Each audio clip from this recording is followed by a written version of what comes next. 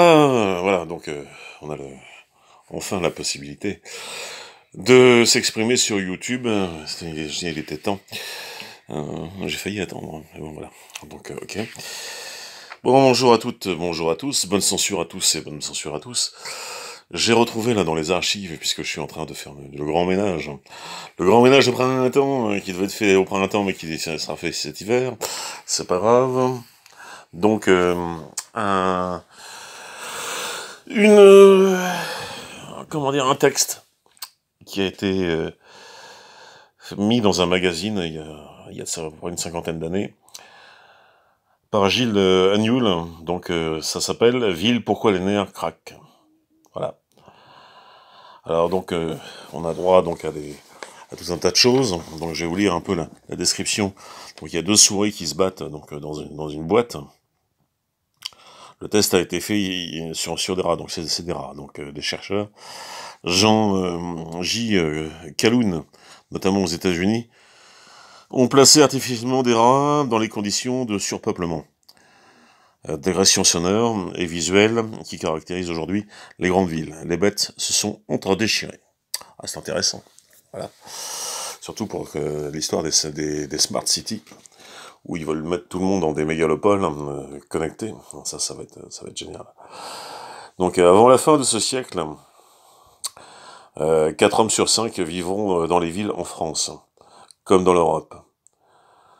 Explosant par-dessus les frontières, on verra s'étendre d'immenses agglomérations, presque ininterrompues, de Stockholm à Naples, de Munich au Havre, à l'image de cette zone urbanisée qui relie Tokyo à Osaka, sur plusieurs centaines de kilomètres de longueur, ou de ces galaxies américaines que l'analyste du futur Herman Kahn a baptisé BOSWA, Boston, Washington. Voilà, donc entre parenthèses. Chibit, Chicago, Pittsburgh. Ou San Diego, Santa Barbara. En même temps, il apparaît dès aujourd'hui au niveau des faits divers, les courbes de la criminalité, que les grands ensembles urbains sont des nids à violence. Ils arrivent en tête de toutes les statistiques, enregistrant le déchaînement de l'agressivité. Cette corrélation est inquiétante. Elle soulève deux questions essentielles. Pour quelles raisons psychiques, voire biologiques, l'homme qui vit en ville devient-il plus agressif? Est-ce la ville en tant que telle qui est en cause, ou seulement la forme, peut-être inadaptée à l'homme, que nous lui avons donnée actuellement? Voilà, donc, mais d'abord, la ville est-elle véritablement responsable? Le professeur Paul Sivadan, psychiatre spécialiste des comportements sociaux, répond en racontant l'histoire édifiante de l'île de Pâques, perdue dans le Pacifique Sud à 4000 km de toute terre habitée. Cette oasis maritime fut, au siècle dernier, le théâtre d'un carnage fratricide et radical. Venue donc de ces eaux, la population s'y est multipliée jusqu'à atteindre le chiffre incroyable pour cette terre exiguë de 15 à 20 000 personnes. Ce surpeuplement s'ajoutait avec le sentiment d'emprisonnement. L'île s'étant refermée comme un piège sur ses habitants, car ces derniers avaient sans doute oublié les procédés de construction des navires. Il n'y avait d'ailleurs pas de bois à cet usage sur l'île de Pâques. Pas de bois non plus pour bâtir une architecture. Le seul matériau existant était la pierre, que ces populations ne savaient probablement pas utiliser pour construire des habitations.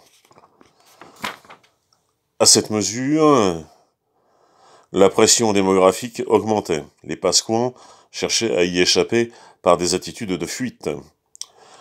La plus célèbre est l'édification d'immenses statues, parfois autres de 10 mètres, dressées vers le ciel et qui semblaient leur seul recours. Une autre forme d'évasion fut l'invention d'un mythe, celui des hommes-oiseaux capables de rompre avec cette terre qui, pour les Pasquans, incarnait le malheur.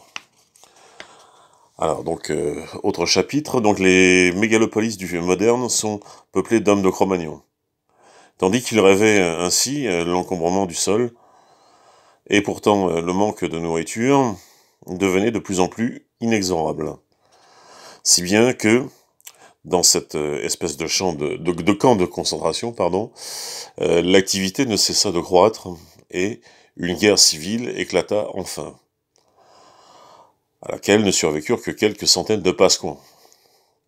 Cet exemple se trouve rassembler les composants essentiels du phénomène de l'agressivité. Un espace clos et sans échappatoire, l'absence de structuration qui le découpe et l'ordonne, puisque les Pasquans ignoraient donc l'habitat et, à plus forte raison, le rassemblement des cellules humaines en village.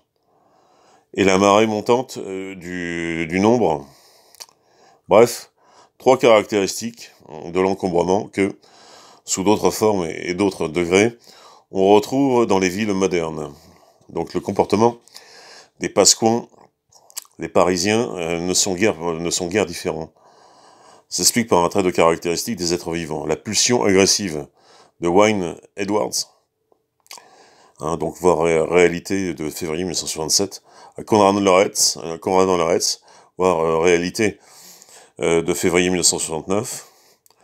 Tous les spécialistes de l'éthologie, cette science qui étudie le comportement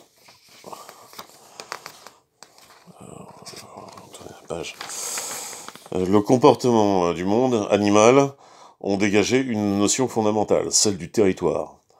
À chaque être vivant, considérer instinctivement l'espace qui l'entoure comme lui appartenant en propre. Et il le défend farouchement contre toute intrusion de ses congénères.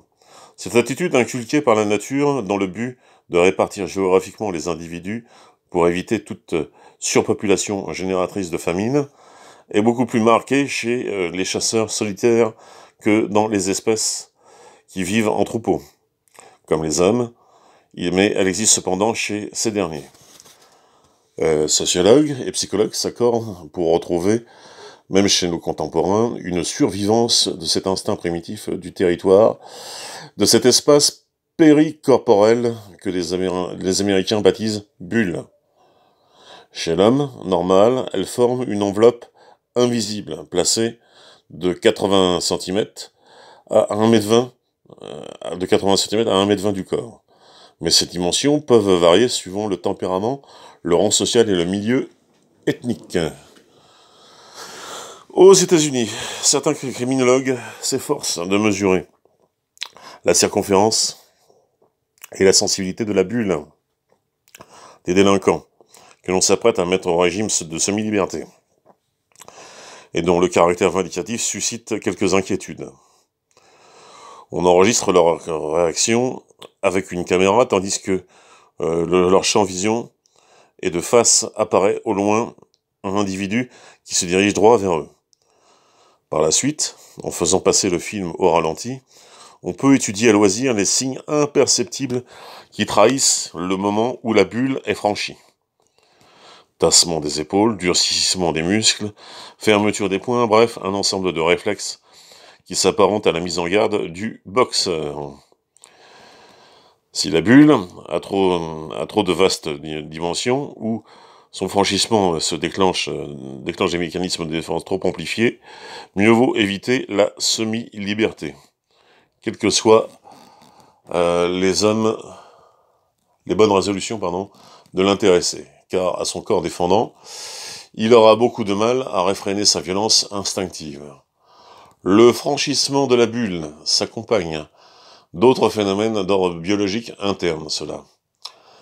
En premier lieu, une accélération du pouls, aussi lorsque il veut mesurer le rythme cardiaque d'un patient qui vient le consulter pour la première fois, et dont le réflexe naturel n'est donc pas désarmé par une connaissance préalable. Tout médecin expérimenté se garde-t-il de l'approcher de face. Même s'il lui conseille de se détendre, le cœur de son client battra presque à coup sûr la chamade. Plus profondément encore, le franchissement de la bulle déclenche des phénomènes biochimiques tels que le durcissement des vaisseaux sanguins, la sécrétion d'ACTH de l'adrénaline, l'augmentation du taux de coagulation du sang. Ces différentes réactions, telles que citées, différentes créations telles que citées, ouais, voilà, donc je reprends exactement où j'en ai, ainsi que celles citées plus haut, ont pour but de mettre l'organisme en situation de défense, dans l'attente d'un coup de griffe, de dent, ou à partir de l'homo faber de silex. 3 évasions pour le citadin, la fuite, le rêve, la maladie. Il s'agit donc d'un anachronisme réactionnel, hérité de nos lointains ancêtres, ce qui fait dire au professeur Sivadon que les mégalopolis sont peuplés d'hommes de Cro-Magnon. Voilà. C'est d'ailleurs intéressant de noter que ces phénomènes sont déclenchés par la région la plus ancienne de notre cerveau, le paléocéphale ou cerveau archaïque, qui se trouve habituellement sous le contrôle inhibitoire du cortex, voilà, zone qui s'est développée beaucoup plus tard au cours de l'évolution. En présence d'un danger, le cortex libère le paléocéphale, comme si le civilisé ouvrait une cage de l'homme des cavernes enfermées au fond de sa mémoire. Donc cette réaction est d'une importance capitale pour comprendre le comportement de l'habitant de la ville. Descriptif, donc 2 points. La densité de population, de peuplement ou de population, y provoque en effet de multiples frottements entre les personnes, et la bulle y est beaucoup plus souvent qu'ailleurs mise à l'épreuve. Fort heureusement, le franchissement de la bulle n'entraîne pas toujours des incidents. La plupart du temps, il aboutit à un rituel d'apaisement et de soumission, comme s'il existe dans le monde animal, comme il existe dans le monde animal, où l'on voit, par exemple, l'un des 2 loups qui s'affrontent tendre le cou à l'adversaire, lui offrant donc sa veine jugulaire. Celui-ci fort civilement la refuse, et cette vassalité passagère entraîne une trêve. Donc chez les chimpanzés, le vaincu tend une main que l'autre ne mord pas. L'homme est simplement allé un peu plus loin, puisque il prend cette main ouverte et la serre. Il faut serrer les mains. Donc ouverte, parce qu'il est bien démontré que ainsi que celle que tient, que celle-ci ne tient pas d'arme, pardon. Les Japonais, quant à eux, préfèrent s'incliner profondément, offrant leur nuque, vulnérable, au coup vis-à-vis de qui, pacifié, agit de même. Souvent aussi, les humains aiment frotter leurs bulles les unes contre les autres. C'est donc à ce désir de fusion qui est le corollaire de la pulsion agressive et lui est intimement lié. À l'extrême, les bulles se confondent dans des embrassades à la russe. Mais en temps normal, cela se limite à des lentes déambulations sous le mail ou dans l'artère principale de la ville. Ou plus au sud, au Paseo espagnol. Bon, ça, je sais pas ce que ça signifie. Enfin, si j'ai une petite idée, mais bon, c'est encore une phrase, on va dire, qu'ils aimaient bien mettre en avant, donc dans les années 70. Dans les grandes cités modernes, l'habitude s'en perd par faute de grande partie de la circulation automobile et sans doute aussi de la télévision, qui offre un spectacle de remplacement. La disparition de cette coutume est sans doute fort regrettable, car le glissement heureux des bulles l'une contre l'autre est à la fois un apprentissage et un exercice de la sociabilité. Il permet de décharger l'électricité statique et contribue à cette organisation de l'espace urbain, dont nous verrons plus tard donc l'influence sur l'agressivité qui est importante. En l'absence de paisibles bains de foule, l'homme s'accoutume à n'éprouver la rencontre avec l'autre que comme, au mieux, un phénomène neutre, au pire, une expérience irritante lourde d'agressivité.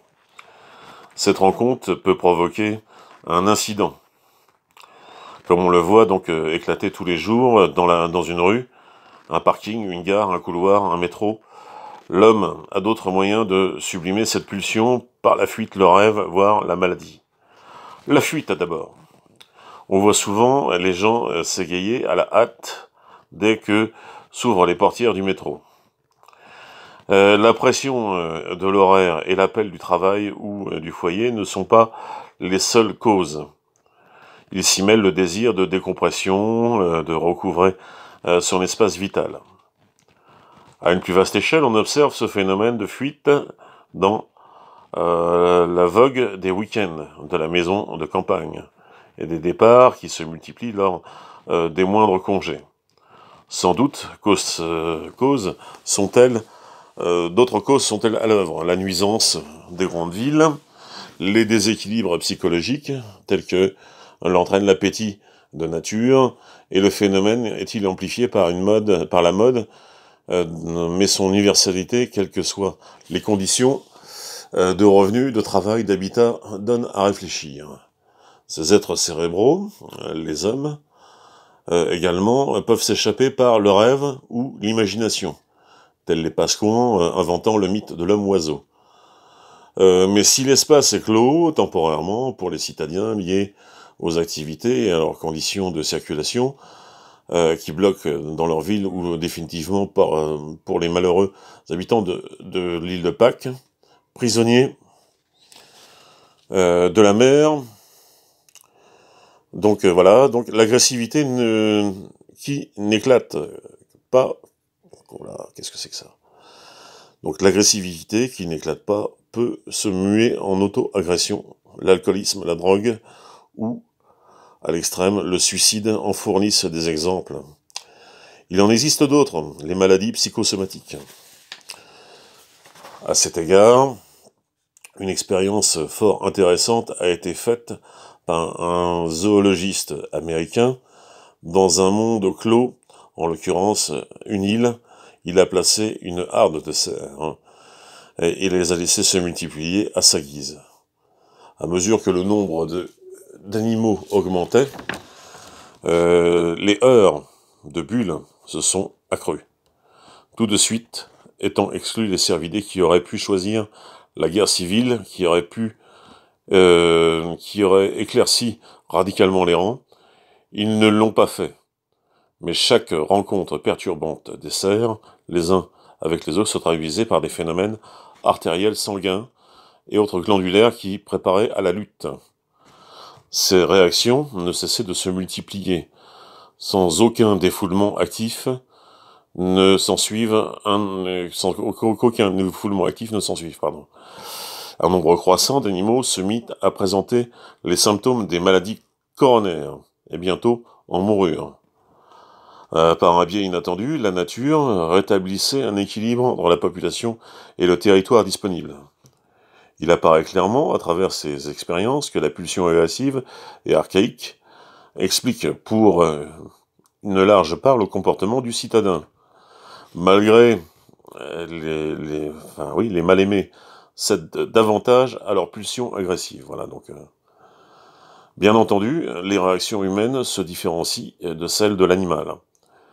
Les impératifs de la morale et la possibilité de s'évader par l'esprit ou par des activités annexes peuvent réfréner un instinct surgi du fond des âges. Il faut ajouter que le déclenchement du potentiel agressif est lié à la situation affective ou psychologique des individus. Ce sont les personnes mal aimées ou ayant le sentiment de l'être qui cèdent le plus aisément à leur pulsion agressive et destructive.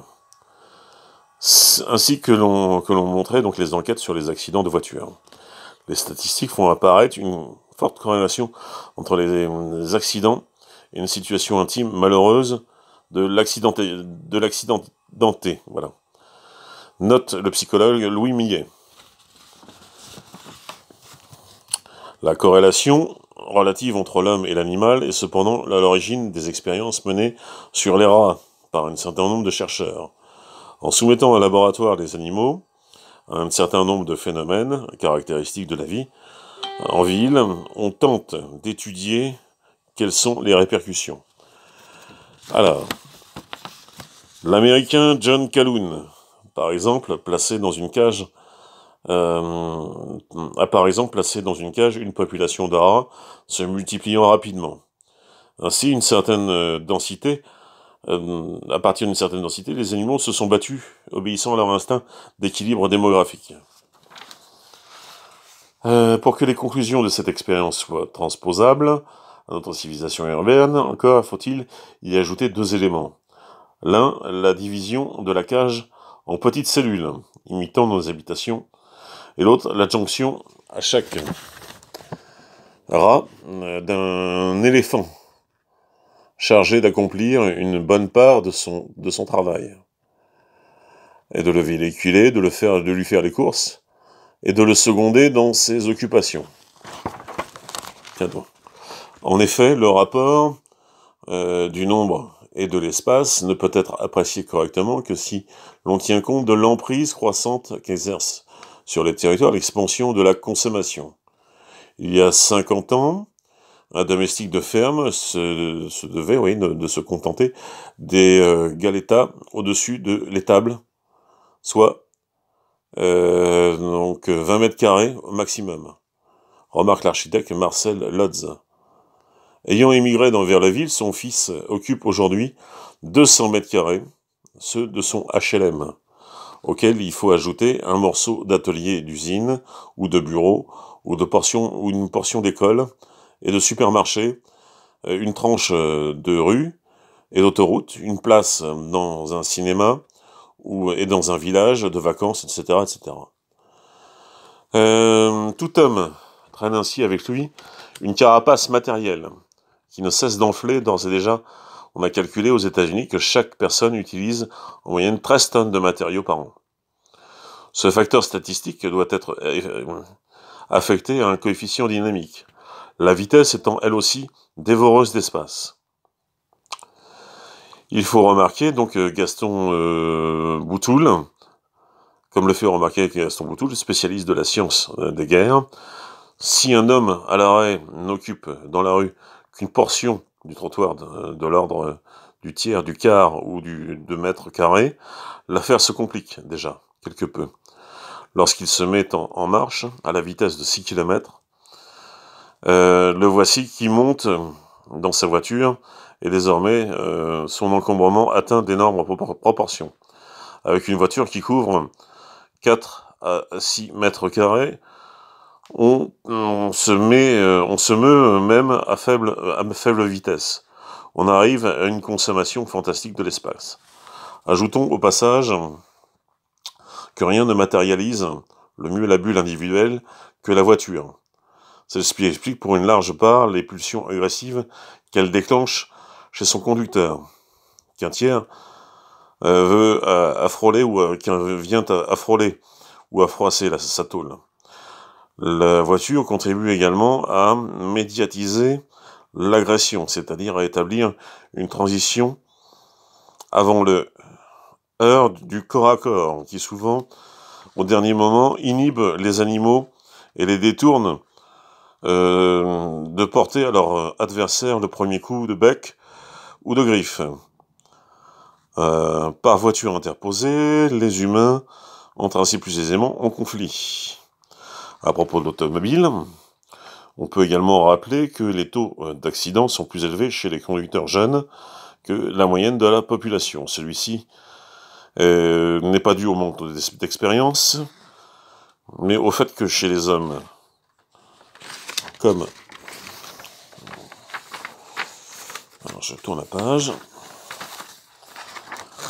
Comme chez les animaux, l'agressivité est plus élevée chez les éléments jeunes. Lorenz en a fait fréquemment la constatation dans le règne animal. Et, en ce qui concerne nos congénères, le professeur Washburn remarque que tout au cours de l'histoire de l'humanité, on a compté sur les jeunes mâles pour chasser, se battre et maintenir l'ordre social par la violence. Gaston Boutoul en tire les conclusions pessimistes pour la tranquillité des villes, où, en général, la proportion de jeunes est fort élevée. Partout, il existe de fortes concentrations de jeunes, où il y a de fortes concentrations de jeunes, le taux d'agressivité augmente. observa-t-il. On n'a pas suffisamment noté que la folle guerre du Salvador et du Honduras, l'été dernier, a mis aux prises 2 pays dont la moitié de la population est âgée de moins de 16 ans. Revenons au rat de John Calhoun. Il serait nécessaire, pour que l'expérience soit totalement significative, de leur construire des maisons, des petites cellules abritant des familles ou des groupes, à l'image de nos appartements et de nos immeubles. Qu'est-ce qui dose nos relations si ce ne sont pas avant tout les portes et les fenêtres? Remarque le professeur Sivadon. Je suis persuadé que si Calhoun avait subdivisé sa cage de la sorte, le seuil d'agressivité n'aurait pas été atteint à partir d'une centaine de rats, mais de plusieurs milliers.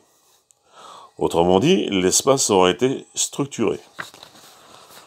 Grâce à cette organisation, la ville a pu jusqu'à nos jours préserver une ambiance relativement pacifique. Lorsque le sol se faisait ras, elle la grimpait vers le ciel, comme la Rome ancienne et Manhattan.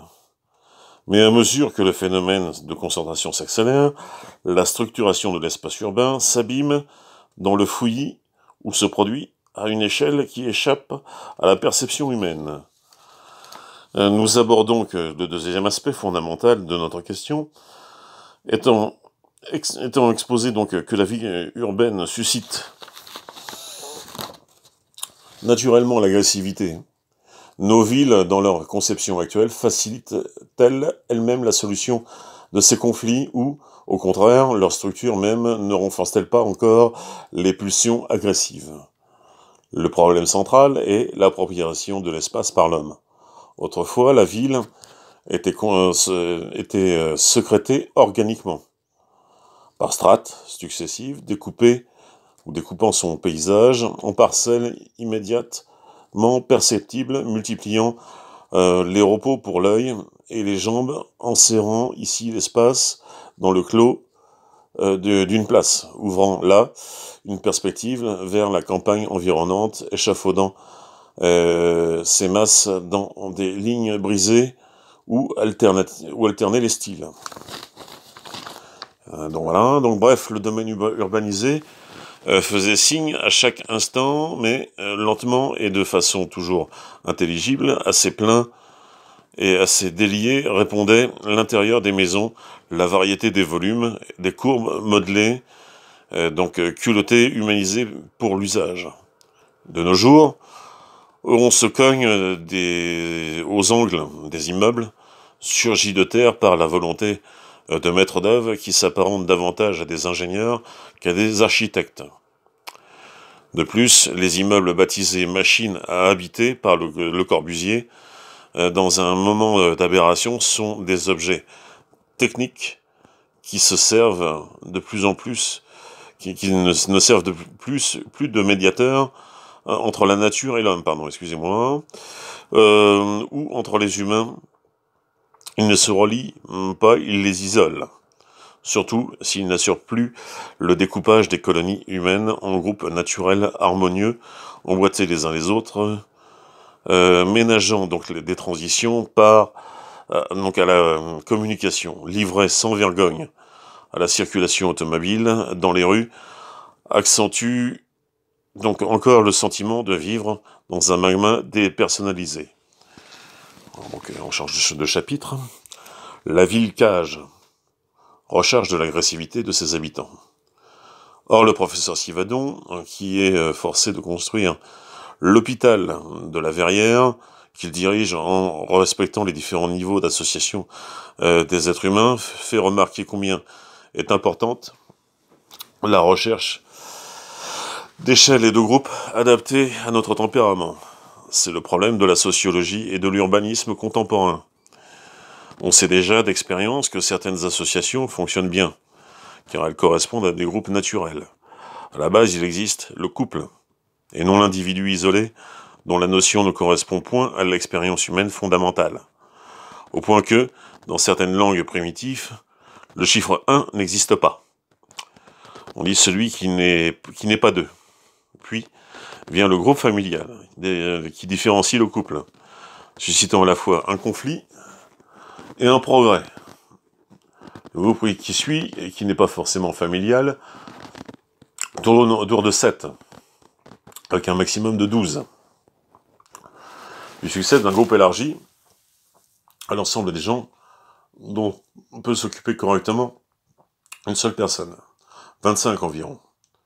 Et on cycle le groupe de 100 individus unis par une autorité visible, par exemple celle du capitaine, donc sur un bateau. Enfin, l'équivalent du régiment, dont le chef est parfois visible, mais plus souvent représenté par ses adjoints. Au-delà commence l'inauthenticité et la médiation qui ne se fait plus que par des personnes, plus par des personnes, mais par le papier, circulaires ou journaux par exemple. Le professeur Sivadon ajoute que le découpage de l'espèce humaine en ces groupes, source d'harmonie à l'intérieur et d'une rivalité contrôlée à l'extérieur, ne peut être effectué que par les individus. Il faut qu'il soit organisé, soit par la nature, soit par l'homme, suivant son exemple, qu'il apparaisse clairement sur le terrain.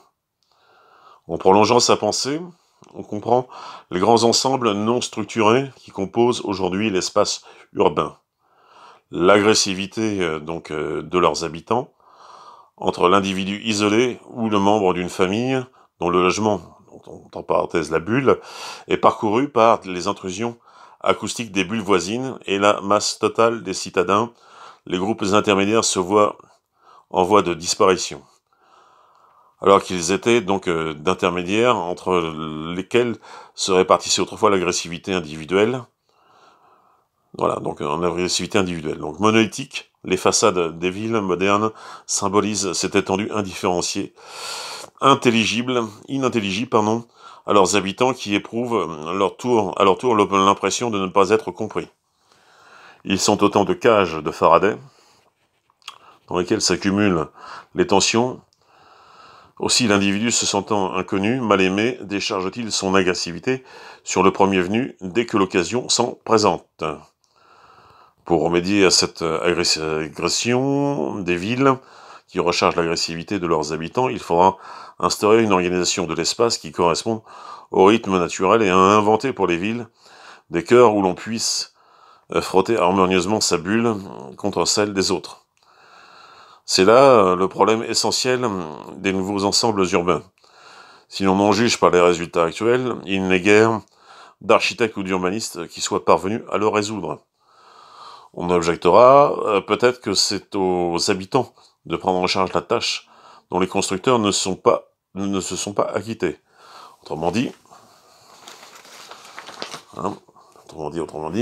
de reconstituer entre eux ces groupes intermédiaires. C'est méconnaître le rôle